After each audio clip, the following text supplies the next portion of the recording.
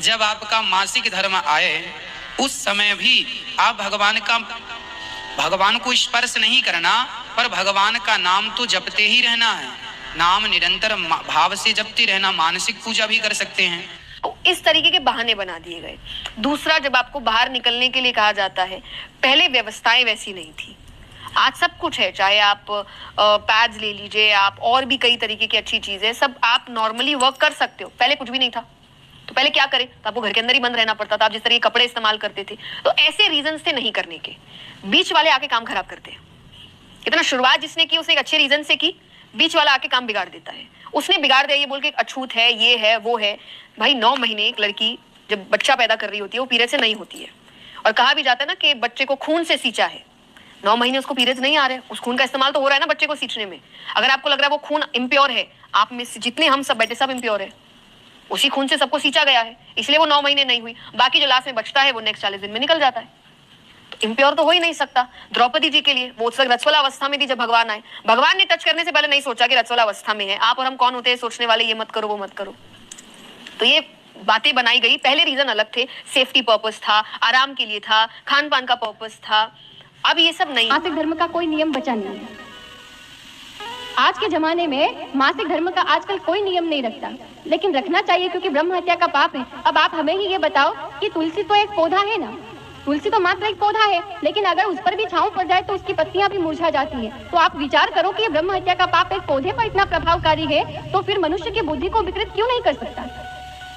जनेऊधारी जो है उनका तो स्पर्श उस समय में स्त्री का करना ही नहीं चाहिए, और यहाँ तक कि स्त्री को किसी भी चीज का स्पर्श नहीं करना चाहिए। वो 5 दिन की अवस्था जो है उसमें सारा घर का दायित्व जो है वो पुरुष के ऊपर होता है, उसमें स्त्री कोई सहभागी नहीं होती है। क्यों नहीं होती है? क्योंकि वो अशुद्ध अवस्था में होती है। कोई अगर अकेली हो तो वो मजबूरी में सब जगह छूती है, लेकिन कोई तो महाराज मंजूरी में ही छूती है।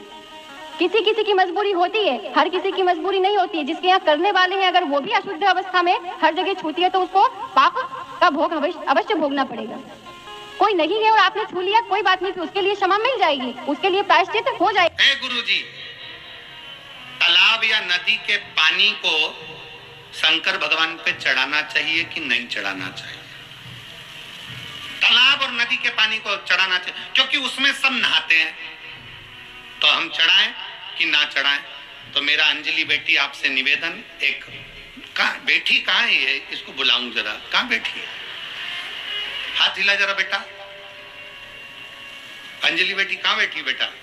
हाथ हिलाओ जरा। कहीं दिखी नहीं मेरे को, टीवी पे नहीं दिख रही है। हाँ दिख गई बेटा, आजा, एक बेलपत्र लेकर जा, आजा आजा। ए गुरुजी, तेरा ये शब्द नहीं भूलूंगा वो। हे गुरुजी, तालाब नदी का पानी शंकर को चढ़ाना चाहिए कि नहीं चढ़ाना चाहिए? क्योंकि उसमें सब नहाते हैं, सब तरह के लोग होते हैं, सब तरह के लोग नहाते हैं। तो वो पानी हम चढ़ाएं ना चढ़ाएं, मेरा अंजलि बेटी से निवेदन है कि स्मरण में लेकर आओ, अग्नि, वायु, जल, पृथ्वी, आकाश, ये 5 कभी अशुद्ध नहीं होते, ये शुद्ध की शुद्ध रहते हैं। खुश रहिए। मेरा प्रश्न यही है कि जब मासिक धर्म आता है ना, तो जो भी 4-5 दिन के लिए हम कपड़े पहनते हैं, तो वही कपड़े पहन के हम भोग चढ़ा सकते हैं, कि भोग बना सकते हैं? देखो ऐसा है कि आप एक कपड़ा जो पहन लें उसको यूज दोबारा तब करें जब धुल जाए, यही एक परंपरा है, शुद्ध परंपरा। गांव का एक बच्चा जानता है इस बात को कि जब स्त्री का अपना धर्म हो तो विश्राम करे, पूजा, रसोई, अनुष्ठान इनसे दूर रहे, ये विधान है। अब यहां उदाहरण दिया जाएगा कि द्रौपदी जिस समय रजस्वला थी उस समय भगवान समा गए। अरे ओ, क्या स्थिति थी द्रौपदी की उस समय? उसकी साड़ी उतारी जा रही तो भगवान ये सोचेंगे रजस्वला है, तुम्हारी कौन साड़ी उतार रहा है इस टाइम? उस समय द्रौपदी की जो कंडीशन है, भगवान है वो तुम्हारी तरह मेरी तरह नहीं है।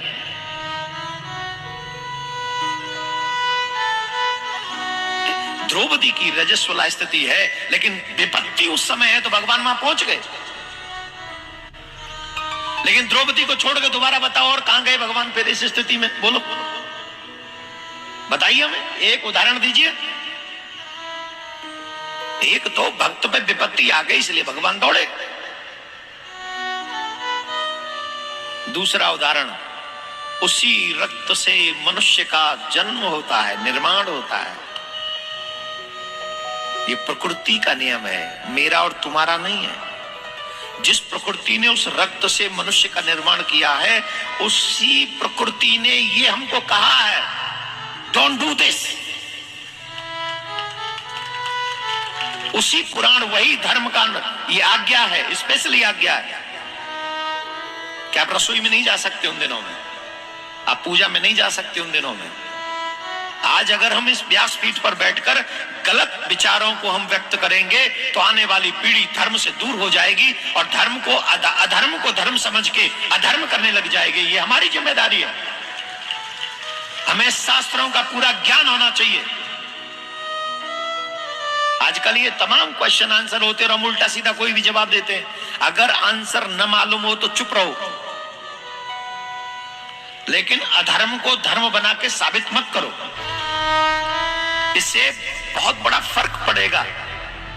आने वाली पीढ़ी समझेगी कि जब ऐसे धर्माचार्य ऐसा बोल रहे हैं तो यही सच होगा।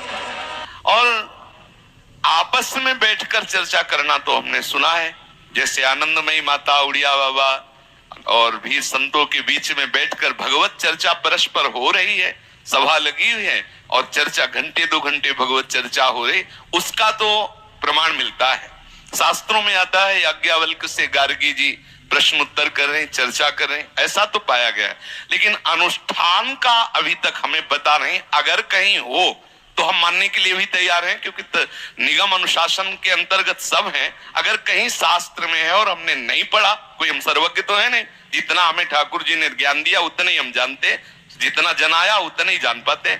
अगर कोई ऐसा शास्त्र है जिसे हमने नहीं पढ़ा और उसमें अनुमति दी जाती है, तो अभी तक हमने ऐसा पढ़ा नहीं है और ऐसा हमने कभी गुरुजनों से सुना भी नहीं है। इसलिए मुझे ऐसा लगता है कि माताओं बहनों को भागवत का साप्ताहिक अनुष्ठान नहीं करना चाहिए। चर्चा करने का तो अधिकार है, भगवत लीला गुणानुवाद का अधिकार है। हम जैसे अपने लोग चर्चा कर रहे हैं ऐसे वो बैठ के चर्चा कर सकते हैं, संत सभा में बैठकर भगवत यश गान कर। लेकिन अनुष्ठान साप्ताहिकी का निषेध है, ऐसा हमने शास्त्रों में कहीं नहीं प्रमाण पाया कि कोई भी स्त्री शरीरधारी मंच पर बैठकर साप्ताहिकी का अनुष्ठान करे।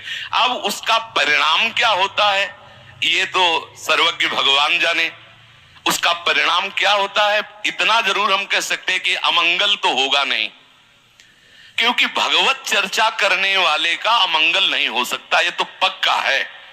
ये बात जरूर है कि वो अनुष्ठान मंच का विधान नहीं हमने पढ़ा है, लेकिन ये जरूर है कि कैसे भी किसी भी तरह से भगवत यश श्रवण या कथन किया जाए उसका अमंगल नहीं हो सकता, ये हम बता रहे हैं। परिणाम क्या होगा ये ठाकुर जी जाने, क्योंकि वो परिणाम का ठीक निर्णय वही धर्म का कर सकते हैं। अपनी भावना से इतना जानते कि मंगल भवन का यश गाने वाले का कभी अमंगल नहीं हो सकता है। हाँ, ये नहीं करना चाहिए ऐसा शास्त्र में प्रमाण है कि इन कई कारण हैं ऐसे जिससे वो अनुष्ठान नहीं किया जा सकता। अगर कोई ऐसा हमें प्रमाण दिखा दे तो हमें उसमें कोई परेशानी नहीं। आपने प्रश्न किया, इसलिए शास्त्रीय विधान ऐसा है कि स्त्री साप्ताहिकी भागवत का अनुष्ठान नहीं कर सकती। हमने जितने शास्त्र पढ़े उनमें ऐसा हमने कोई विधान आज तक कहीं नहीं पढ़ा कि कोई स्त्री भागवत की साप्ताहिकी अनुष्ठान करे। कई कारण हैं जिनके कारण वो अनुष्ठान सम्यक रूप से पूर्ण करने का अधिकार नहीं रखती। जैसे अनुष्ठान हुआ और वो मासिक धर्म से युक्त हो जाती है, अब वो अनुष्ठान कैसे पूर्ण करेगी? क्योंकि स्त्री शरीर में रजस्वला धर्म आता है और वो हाँ आपने अनुष्ठान लिया, अचानक क्रम बदला और वो हो गया, तो फिर कैसे मंच पर उस भागवत पर हम जाकर के वो लीला कथा का वर्णन करें? तात्पर्य मासिक धर्म में, शौच में नहीं। अगर आप लेटरिन गए हैं तो आपको पवित्र होना है, उस समय नाम जप करो राधा वल्लभ श्री हरिवंश। कपड़े पवित्र, शरीर पवित्र, तब। अब जैसे मासिक धर्म में माताएं बहनें कई दिन का होता है तो पवित्र कपड़े आदि पहने हुए हैं, अंदर ही अंदर जप सकती हैं। बाहर कोई माला से या ठाकुर सेवा आदि के लिए 3 दिन तो निषेध ही रहता है। तो अगर आपका तात्पर्य मासिक धर्म से है तो कर सकती हैं, अगर आपका तात्पर्य लेटरिंग आदि की अपवित्रता से है तो नहीं कर सकते। उस समय नाम जप करो, 15-20 मिनट नाम जप करते हुए अपना जो दिनचर्या में शौच आदि की पवित्रता है उतने ही वस्त्र पहनो जितने धो सकते हो। बाथरूम में तो ऐसी व्यवस्थाएं होती है कि पर्सनल होता है, आप बंद करके वैसे फिर पवित्र होके फिर वस्त्र धारण करो, बाहर आ जाओ। पृथ्वी जिस पर तुमने गंदगी करी है, पृथ्वी कभी अशुद्ध नहीं होती, कभी अशुद्ध नहीं होती। अब ये जंगल है, ये इतना बड़ा ग्राउंड है। अब जरा विचार करो, इस पृथ्वी पर लोग मलमूत्र कर कर गए होंगे, पहले ना जाने कितने लोग इस पे गंदगी कर कर गए होंगे। उसके बाद शिव पुराण हो रही कि नहीं हो रही? बोलो, जम के बोलो। इस भूमि पर लोग बैठे कि नहीं बैठे, कथा सुन रहे कि नहीं सुन रहे?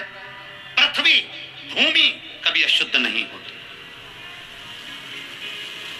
अग्नि कभी अशुद्ध नहीं होती, अग्नि कभी अशुद्ध नहीं है, आकाश कभी अशुद्ध नहीं है,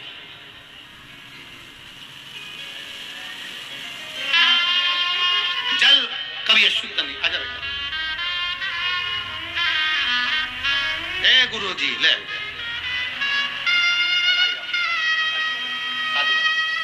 खुश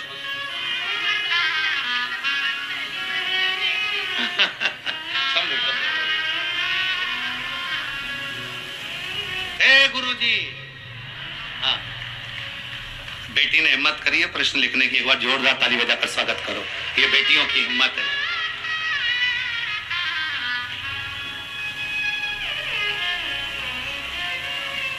आज हकीकत में लगा कि कर्माबाई की बेटी आई है, अंजलि साहू। अंजलि साहू, ठीक है, बालोदा जिले की रहने वाली है। अग्नि अशुद्ध नहीं है, पृथ्वी अशुद्ध नहीं है, आकाश अशुद्ध नहीं है, जल अशुद्ध नहीं है, जल जल होता है। बावड़ी का, कुएं का, हापसी का, हैंडपंप का, बोर का जल शिव को चढ़ा सकते हो, चढ़ा सकते हो।